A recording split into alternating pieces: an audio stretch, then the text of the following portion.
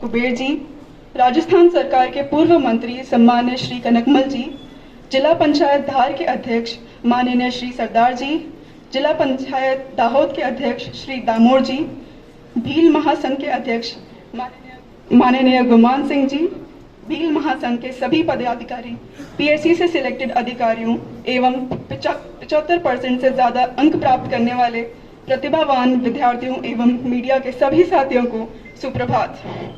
मैं अनु डामोर आज आप सभी से विदेश में पढ़ाई के विषय में चर्चा करूंगी। सबसे पहले मैं आप सभी प्रतिभावान विद्यार्थियों को दिल से बधाई देना चाहती हूँ। आपने 10वीं और 12वीं की परीक्षा में शानदार प्रदर्शन करा है। ये सिर्फ अंक नहीं है, ये आपके परिश्रम, अनुशासन और प्रतिभा का प्रमाण है। आपने साबित कर दिया कि भील समाज किसी से कम नहीं, यह एक बुद्धिमान और परिश्रमी समाज है।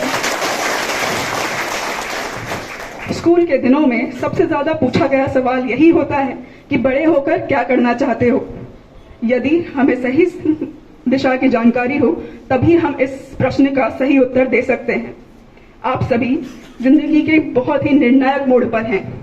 इस मोड़ से कई रास्ते जाते हैं और आपको अपने जीवन के लिए सही रास्ते का चयन करना है। उन्हीं में से एक रास्ता विदेश में उच्च शिक्षा प्राप्त करने का भी है। विदेश में शिक्षा प्राप्त करने से आप अच्छा करियर बना सकते हैं, चाहे आप ग्रेजुएशन, पोस्ट ग्रेजुएशन या दोनों करना चाहें। सबसे पहले आपको यह चयन करना है कि आप कौन से देश में जाना चाहेंगे। United kingdom, Australia, Canada, USA इत्यादि। हर देश में अपनी अलग अलग विशेषताएं होंगी। अगर आप बैचलर की डिग्री करना चाहते हैं तो आमतौर से आपको सैट या एसीटी नामक एग्जाम देनी होती है, जिसमें लॉजिकल रीजनिंग और गणित के सवाल आते हैं। इन्हीं के साथ साथ आपको आईएलटीएस और टॉफल जैसी एग्जाम देनी होती है, जिसमें आप अपनी इंग्लिश की स्किल्स बता सकते हैं।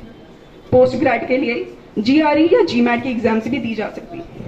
इन सारी एग्जाम्स की सबसे अच्छी बात यही है कि इन्हें कोई फर्क नहीं पड़ता कि आपने क्या पढ़ा है। आप कॉमर्स से हो या साइंस से हो, आप ये एग्जाम्स लिख कर सकते हैं। याद रखिए कि 11वीं, 10वीं, 11वीं, 12वीं ये सारे अंक एडमिशन प्रोसेस में बहुत ही महत्वपूर्ण भूमिका निभाते हैं। मुझे इस बात की बहुत खुशी है कि आप सभी की 10वीं और 12वीं में जो अंक प्रमाणित हुए हैं वो बहुत अच्छे हैं। ये सारी जानकारी आपको इंटरनेट पे बड़ी आसानी से मिल जाएगी। अपनी खोज जरूर करें और अच्छे से सही डिसीजन लें।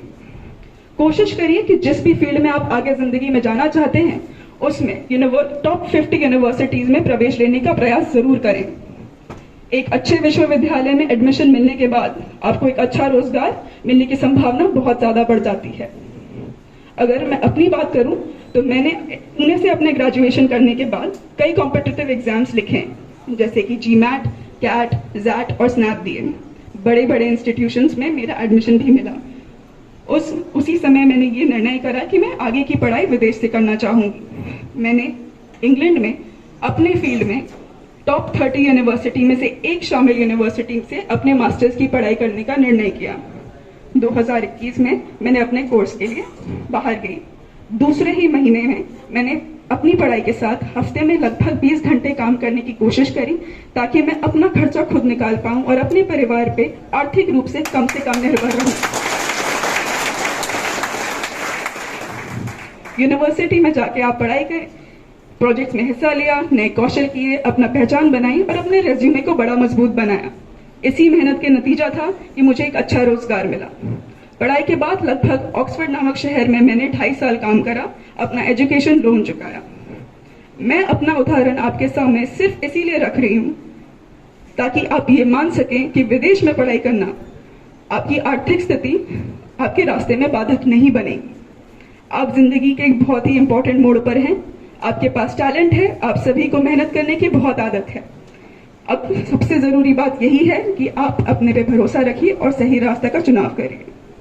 किसी कवि ने बहुत खूब कहा है कि आप अपने बारे में और अपने सपनों के बारे में बड़ी बड़ी बातें जरूर बोलते रहिए, क्या पता किसी दिन भगवान सुन के आपको तथास्तु बोल दे। आप भारत जाएं या विदेश, मुझे आप पे पूरा भरोसा है कि आप अपनी मेहनत से, ईमानदारी से और कठिन परिश्रम से अपने परिवार का, अपने समाज का, झाबुआ जिले का, देश ही नहीं वरन विश्व में बहुत नाम रोशन करेंगे।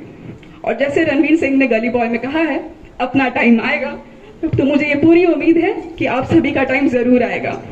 मैं इसी शुभकामनाओं से अपनी वाणी को विराम देती हूँ और ईश्वर से आपकी उज्जवल भविष्य की कामना करती हूँ। धन्यवाद।